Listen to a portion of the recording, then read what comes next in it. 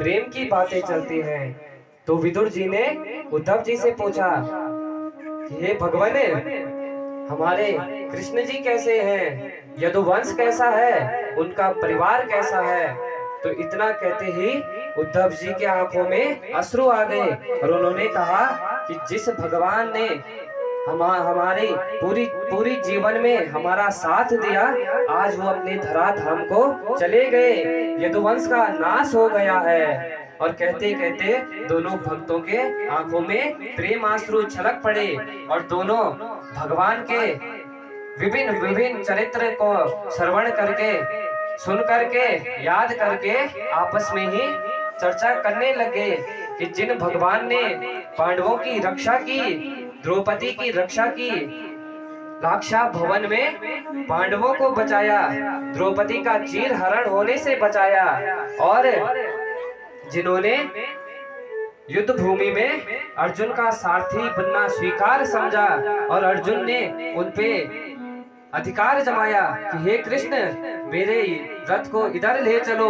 उधर ले चलो। ऐसे दीनानाथ आज हम सबको छोड़कर परम धाम, अपने गोलोक धाम वैकुंठ को चले गए।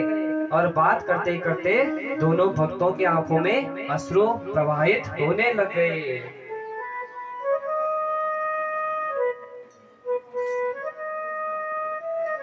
विदुर जी ने कहा कि हे उद्धव जी, भगवान ने मेरे लिए कुछ तो कहा होगा। तो उद्धव जी को याद आया, हाँ, भगवान जब इस धरा धाम को छोड़ के जाने लग गए तो उन्होंने मैत्रेय जी से कहा कि जब विदुर जी आएंगे तो उन्हें भी मेरा ये ज्ञान का प्रकाश आप जरूर प्रदान करें। तो अब आप एक कार्य करें कि मैत्रेय जी से मिलिए, वही आपके सभी सवालों के, सभी प्रश्नों के जवाब देंगे। और उद्धव जी यह सब बोल के बद्रिकाश्रम तीर्थ की तरफ जाने लगे और विदुर जी हरिद्वार की ओर आने लगे, जहाँ की आनंद तट पे मैत्रेय ऋषि जी बैठे हुए थे। और हरिद्वार पहुंचते ही विदुर जी मैत्रेय जी को प्रणाम किया। वंदे महापुरुष ते चरणार विंदम, हे महामुनि आपको प्रणाम। हे गुरुदेव, कृपा कर मेरे सवालों के जवाब दे। मैत्रेय जी बोले, हे विदुर, तुम्हें संक्षेप से काल का स्वरूप बतलाता हूँ। अब ब्रह्मा ने जिस प्रकार सृष्टि की उसे भी आप सुनो। सबसे पहले ब्रह्मा ने पंच प्रवाह अविद्या की सृष्टि की। तमो मोहो महामोहो तमाग्नो ह्यंद संज्ञतः अविद्या पंच प्रवेशा प्रादुर्भूता महात्मना विवेश तपसे वनम महा।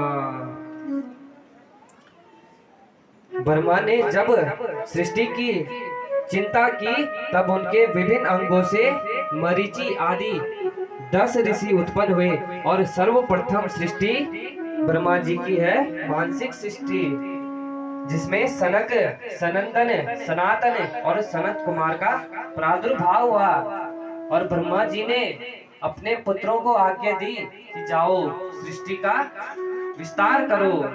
लेकिन वो तो बड़े भक्त निकले, हरि शरणम यही नाम जप करते करते उन्होंने कहा, पिताजी हम सृष्टि की रचना नहीं कर सकते, हमें तो सिर्फ भक्ति पथ पे चलना है।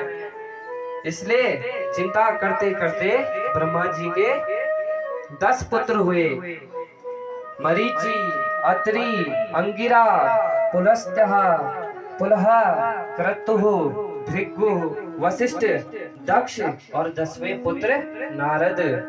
और ब्रह्मा के मन से मरीचि, नेत्र से अत्रि, मुख से अंगिरा, कर्ण से कानों से पुलस्तः, नाभि से पुलह, कर से कर्तुः, त्वचा से भृगु, प्राण से वशिष्ठ, अंगुष्ठ से दक्ष और उत्संग अर्थात गोद से नारद जी उत्पन्न हुए।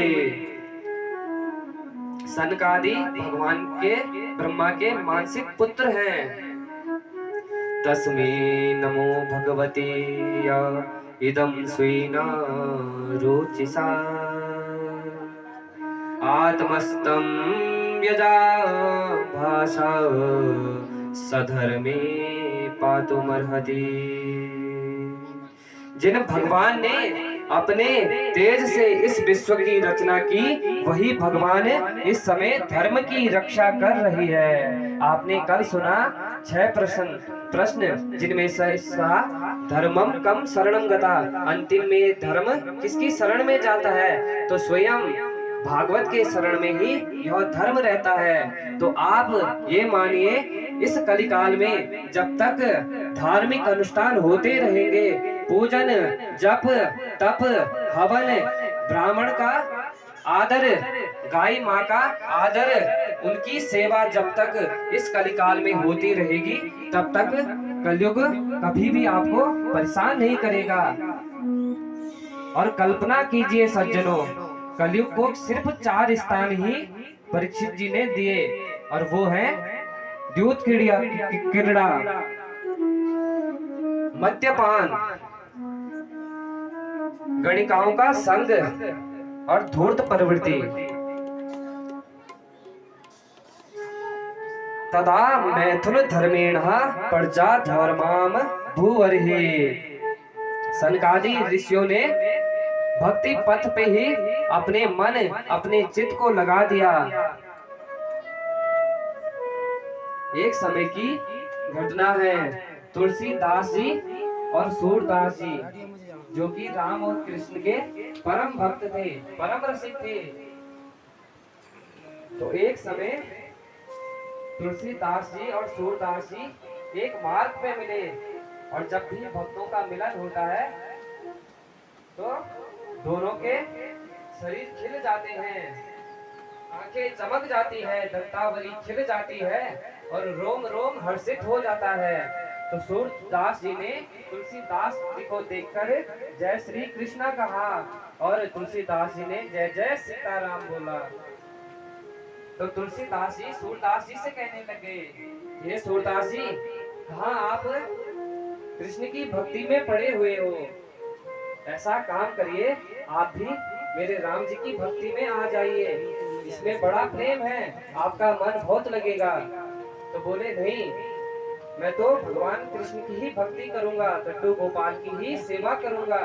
बोले, वो तो बहुत छोटे हैं, मेरे राम बड़े हैं, आप मेरी बात समझिए और राम की भक्ति में आ जाइए, क्योंकि मेरे राम कृष्ण से बड़े हैं। तो सूरदास जी क्रोधित हो गए, उन्होंने कहा, नहीं, मेरे कृष्ण बड़े हैं। और तुलसीदास जी ने कहा, नहीं, मेरे राम बड़े हैं। तो दोनों के बीच काफी नोक झोंक हो गई। तो दोनों ने सोचा कि कुछ तो करना पड़ेगा जिससे पता लग जाए कि राम कृष्ण में कौन बड़ा है। तो तराजू मंगाया गया, और तराजू में जैसे ही तुलसीदास जी ने राम जी की मूर्ति रखी, तो उन्होंने कहा, जय जय सीताराम, लज्जा रखियो। और ये कहते उन्होंने तराजू के एक पलड़ी में राम जी की मूर्ति रख डाली।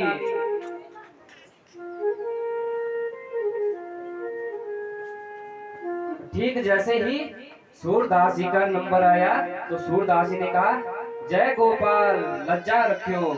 और तराजू के एक पलड़े में जैसे ही लड्डू गोपाल जी को स्थापित किया, तो क्या हुआ, जो लड्डू गोपाल जी का पलड़ा था वो ऊपर के लिए लटक गया, और तुलसीदास जी खुश होकर नृत्य करने लग गए।